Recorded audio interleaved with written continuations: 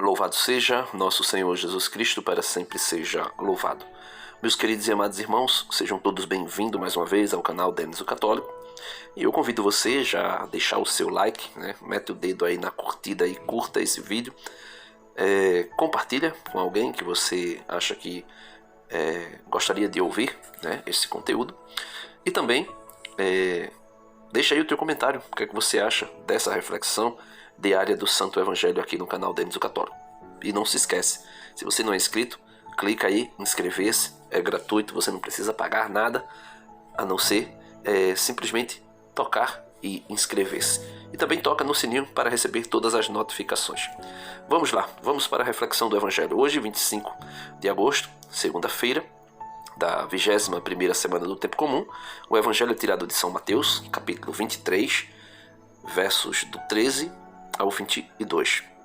Esse Evangelho, capítulo 23 de São Mateus, para mim, ele vamos dizer assim, que profético. Não somente Jesus colocava de maneira muito clara quem eram os fariseus e também os mestres da lei de sua época. Jesus revelava que eles eram hipócritas. E hoje, esse Evangelho, nos dias atuais, ele se torna ainda mais profético para os cegos que estão guiando cegos dentro do, entre aspas, cristianismo atual. Por quê?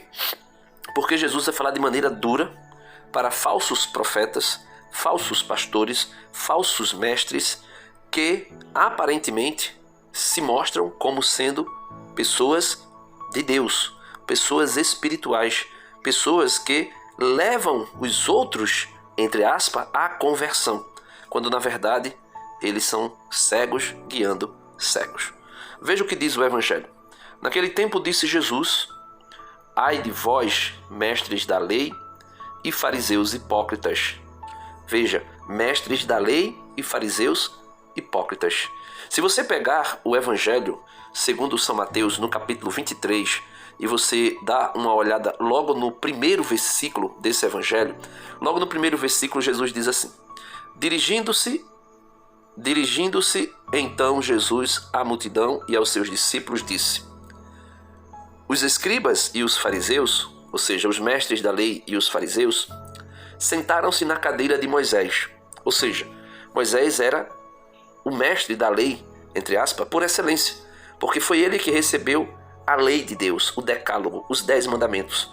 E por Moisés ter recebido a lei, ninguém melhor do que ele mesmo para interpretar a lei.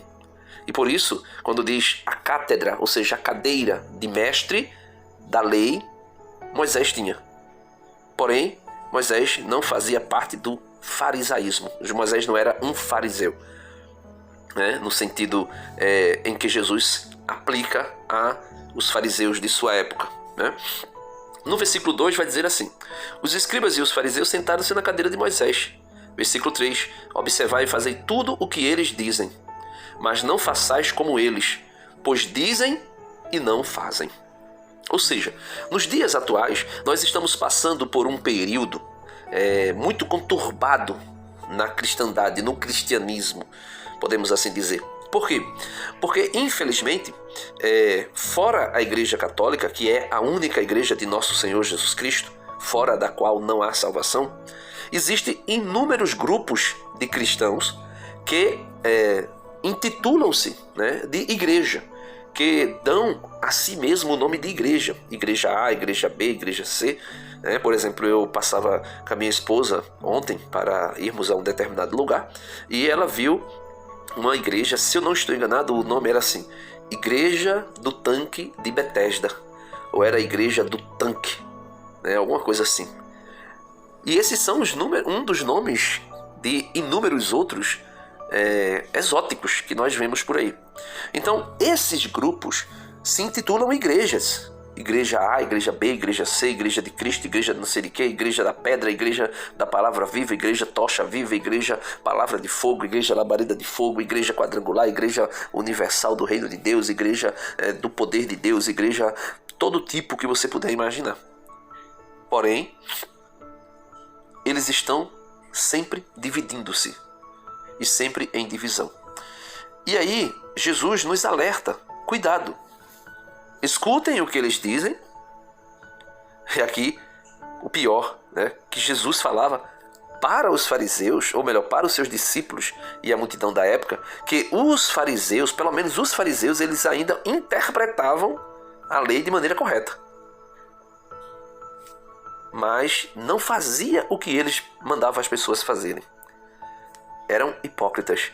Hoje é ainda pior, porque os fariseus dos dias atuais, eles não sabem nem interpretar a lei, nem interpretar as escrituras. E por isso Jesus vai dizer, né, o Evangelho de hoje, versículo 13, retomando: ai de vós, mestres da lei e fariseus hipócritas, vós fechais o reino dos céus aos homens.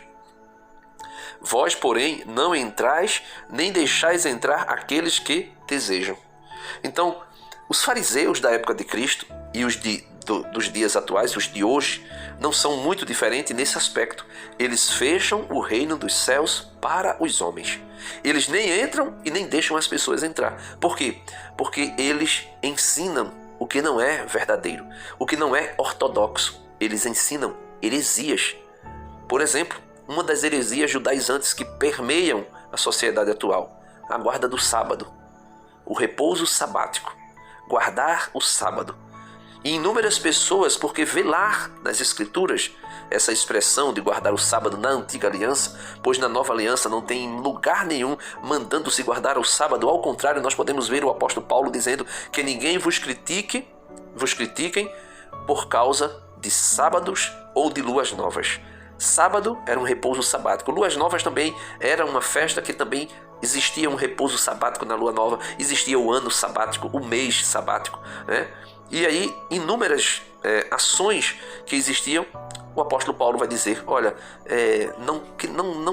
que ninguém vos critique por causa disso, porque vocês guardam ou não guardam. Na carta aos Romanos, se eu não estou enganado, eu não sei se é o capítulo 7, não lembro agora, mas São Paulo vai dizer que existem pessoas que escolhem um dia, outro escolhe outro dia, um escolhe um tipo de comida, outro escolhe outro tipo de comida, e que nós não devemos criticar, né, essas pessoas, porque eles fazem isso para o Senhor e para agradar o Senhor.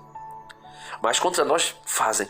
E aí essas heresias que estão rodeadas, permeando, né, a sociedade, como por exemplo dizer que Jesus e o arcanjo Miguel são as mesmas pessoas, é a mesma pessoa, melhor dizendo, como dizem os adventistas do sétimo dia, ou como diz os testemunhos de Jeová. Dizer que Jesus não é Deus, mas é a primeira criatura de Jeová, né, como dizem os testemunhos de Jeová.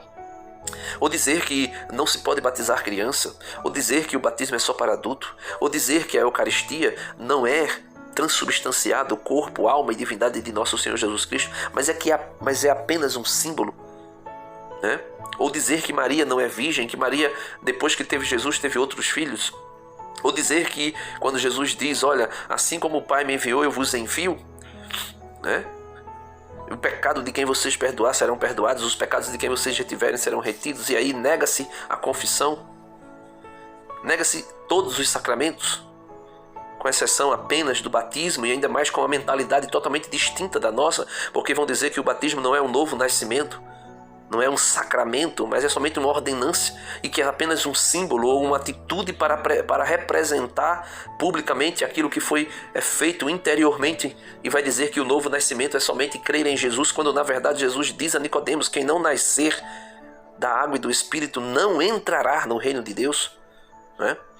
E aí, toda essa mentalidade farisaica, né, e de pessoas que se intitulam mestres, professores, entre aspas, pastores, e Jesus vai dizer, eles fecham o reino dos céus aos homens, eles não entram e nem deixam entrar aqueles que desejam. Jesus continua, versículo 15, veja se isso aqui não é um raio-x, né? Como se fosse o número de identificação dos grupos que se intitulam a Igreja de Jesus Cristo no meio protestante. Veja se isso aqui não é a característica perfeita deles. Ai de vós, mestres da lei e fariseus hipócritas, vós percorreis mar e terra para converter alguém, e quando o conseguis, o tornais merecedor do inferno 2 vezes pior do que vós. Vejam, eles percorrem, aqui como está Jesus dizendo, eles percorrem mar e terra para converter alguém. Veja a identificação, veja se não se parece.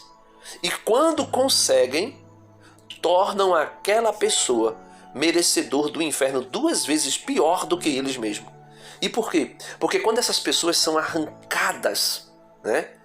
São Pedro vai dizer assim, cuidado porque o diabo é como um leão que está à vossa espreita, ao vosso derredor, procurando a quem devorar. E quando eles arrancam alguém de dentro da Igreja Católica, eles começam a inculcar na cabeça daquela pessoa que aquelas imagens de Nossa Senhora por trás tem um demônio, que a imagem dos santos por trás tem um demônio, que Maria não é santa coisa nenhuma, que Maria não é virgem coisa nenhuma, que Maria não intercede, que os santos não intercedem. Eles começam a dizer que a maioria dos padres são pedófilos.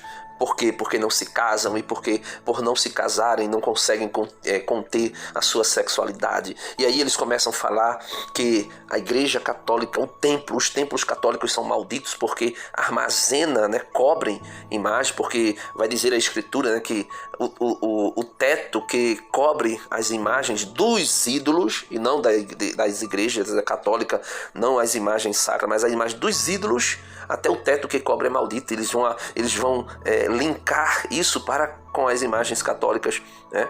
Eles vão dizer que fazer procissão é coisa do demônio, e assim sucessivamente. Ou seja, tudo isso vai sendo colocado na cabeça das pessoas e as pessoas começam a blasfemar. Muitos até vão dizer que a Trindade foi uma invenção católica, e aí blasfemam contra a Trindade, blasfemam contra os sacramentos, blasfemam contra a Eucaristia, né? Vai dizer que a Eucaristia é feita aquela mulher lá daquele grupo Diante do Trono, né? Aquela Ana Paula Valadão, se eu não me engano o nome dela, ela dizia que é uma bolachinha, né? Que a hóstia é uma bolachinha, e infelizmente teve católicos que cantou a música dela, né, uma das músicas delas em uma adoração ao Santíssimo Sacramento. Eu fico triste porque qual a necessidade de católicos com tanto músico católico maravilhoso pegar uma música protestante para colocar dentro de uma adoração e depois ela dizer em uma entrevista que ficava muito triste em ver a música dela sendo cantada para uma bolachinha, né? Ou foi ela ou foi a Aline Barros, não sei, uma das... Ou seja, são pessoas que fazem de tudo, movem céus e terra para tirar uma pessoa da Igreja Católica. E quando tira, torna essa pessoa blasfêmia, né? Uma pessoa que passa a blasfemar contra a Igreja Católica, e aí se torna, né, merecedora do inferno, como diz Jesus aqui, 2 vezes pior do que eles mesmos. E no versículo 16, Jesus começa a dizer: ai de vós, guias cegos, vós dizeis, se alguém jura pelo templo, não vale. Mas se alguém jura pelo ouro do templo, então vale. Ou seja, eles começam a pegar as coisas mais importantes e colocar como menos importante. E as menos importantes como mais importante. Veja, jurar pelo templo não vale, né? Mas jurar pelo ouro que está dentro do templo vale. Aí Jesus vai dizer: insensatos e cegos. O que vale mais? O ouro ou o templo que santifica o ouro? Veja, o templo, segundo as palavras de Jesus, santifica o ouro. E muitas vezes eles vão dizer que na Igreja Católica, aquelas imagens e os altares que tem alguns resquícios de ouro, né? Assim, alguns são cobertos, algumas coisas são cobertas por uma espécie de ouro lá, e eles vão dizer que é tudo maldito, né? Tudo maldito, quando na verdade o templo santifica tudo que está no templo. E aí veja, no versículo 18: vós dizeis também, se alguém jura pelo altar, não vale, mas se alguém jura pela oferta que está sobre o altar, então vale. Jesus continua dizendo: cegos, o que vale mais, a oferta ou o altar que santifica a oferta? Com efeito, quem jura pelo altar, jura por ele e por tudo o que está sobre ele. E quem jura pelo templo, jura por ele e por Deus que habita o templo. Veja, Deus habita o templo. E aí eles vão dizer, né, usando aquela passagem lá que Santo Estevão, né, quando estava à beira da morte, à beira de ser martirizado, aí Santo Estevão vai dizer que Deus não habita em templos construídos por mãos humanas. Aí eles vão dizer que o templo, que Deus não habita em templos de pedra, né? Que nós aqui somos o templo de Deus. Sim, somos templos do Espírito Santo.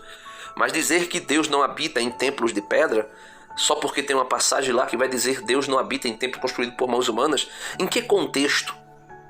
Né? Em qual sentido da frase de Santo Estevão? Santo Estevão quis dizer que, olha, o Deus que eu sirvo é o Deus verdadeiro, é o Deus vivo. Não é um Deus que é manipulado como um ídolo. O ídolo é manipulado. Aqueles que cultuam os ídolos, que adoram os ídolos construídos por mãos humanas, são deuses, entre aspas, né? Deuses falsos que são controláveis pelo homem. O homem controla, o homem é quem diz o que ele é e como ele age ou pensa. Né? Claro que tudo isso na mentalidade humana, porque o ídolo não existe. O apóstolo São Paulo, escrevendo aos Coríntios, você lê aí capítulo 8, 9 e 10 da primeira carta aos Coríntios, vai mostrar que o ídolo não é nada, que há um só Deus e que há um único Senhor Jesus Cristo e que não existe o ídolo, ou seja, não existe um Deus falso. O Deus falso é apenas obra da ideia, da mentalidade humana e das mãos humanas. E é por isso que Santo Estevão vai dizer, olha, o Deus que eu sirvo é um Deus vivo e a sua glória cobre toda a terra. Diferentemente dos deuses que vocês servem, que são ídolos e que habitam em templos construídos por vocês. Já Jesus, quando vai falar sobre Deus habitando no templo, ou quando Jesus chega no templo e vê aqueles ladrões, vedilhões, assaltantes, né, cambistas ali no templo, roubando, fazendo do templo de Deus um covil de ladrões, Jesus vai dizer assim: saiam daqui, raça de víbora, porque vocês fizeram da casa do meu Pai, que é casa de oração, um covil de ladrões. E aí os apóstolos vão lembrar da passagem que diz: o zelo pela casa do meu Pai devora o meu coração. Então, o templo está dizendo aqui, versículo 21, Mateus 23, 21. E quem jura pelo templo, jura por ele e por Deus que habita o templo. Deus habita o templo. Principalmente o templo na época de Cristo, que era o templo onde estava ali. Claro que na época de Jesus não estava mais a Arca da Aliança, mas que no primeiro templo, né, ali que foi construído por Salomão, a Arca da Aliança, e em cima da Arca da Aliança existia o propiciatório, onde tinha a imagem de dois grandes anjos, dois querubins, né? E ali diz que a Shekinah de Deus, ou seja, a nuvem da glória de Deus, aquela mesma nuvem que representa o Espírito Santo e que encobriu Jesus, Moisés, Elias e Pedro, Tiago e João na transfiguração, aquela mesma nuvem da glória de Deus vinha e pousava sobre o propiciatório do templo, e ali Deus habitava o templo. E habitando o templo, a glória de Deus enchia toda a casa. E aí, meus irmãos, alguém vai dizer: Deus não habita em templo construído por mãos humanas, deturpando e interpretando erroneamente o que Santo Estevão falou ao dizer que ele servia a um Deus vivo e que não estava sujeito à criação do homem, que não estava sujeito ao homem, mas o homem era que deveria se sujeitar a ele. Então, o Evangelho de hoje mostra muito claro para nós que ai daquele que se afasta da ortodoxia católica, ai daquele que se afasta da Igreja Católica, porque ao se afastar da Igreja Católica, cai nas mãos, anda de mão dadas com cegos. E Jesus diz que se um cego guia outro cego, ambos cairão no buraco. E o Evangelho de hoje é concluído assim no versículo 22, Mateus 23, 22. E quem jura pelo céu, jura pelo trono de Deus e por aquele que nele está sentado. Por isso Jesus vai dizer que o teu sim seja sim, que o teu não seja não. Porque o que vem disso, o que passa disso, vem do maligno, né? O que passar do sim ou o que passar do não, ou seja, o que for acrescentado ao teu sim ou ao teu não. Sim, eu venho, mas se isso... Não, sim, não venho. Jesus disse que o que passar disso vem do maligno, é obra do diabo. E amanhã, né, o Evangelho dará continuidade. O Evangelho de terça-feira dará continuidade a esse Evangelho, começando pelo versículo 23. E aí nós retomaremos a nossa reflexão sobre esse tema. Mas Concluindo aqui, tenhamos cuidado com aqueles que se apresentam como pastores e muitas vezes são apenas cegos guiando cegos. E se um cego guia outro cego, disse Jesus, que ambos cairão no buraco. Preste muita atenção. Você que é católico, conheça a sua igreja. Procure entender a doutrina da sua igreja, para que você não caia nos engodos, nos enganos daqueles que se apresentam, como disse São Pedro, como falsos mestres e falsos pastores, aparentando ser pastores ou mestres, quando na verdade são apenas ladrões e salteadores. Deus abençoe você e até amanhã, se Deus quiser. E aqui eu não estou atacando ninguém, apenas dando as razões da minha fé, da minha esperança, que é: creio unicamente na igreja que nosso Senhor Jesus Cristo fundou e que prometeu que as portas do inferno tentariam contra ela, mas não iria prevalecer. E que viva Cristo Rei. Amém. Se você quiser ajudar o canal financeiramente, na descrição do vídeo tem 2 meios, bem direto, através do Pix, para ajudar o nosso canal. Deus abençoe e até amanhã, se Deus quiser. Amém.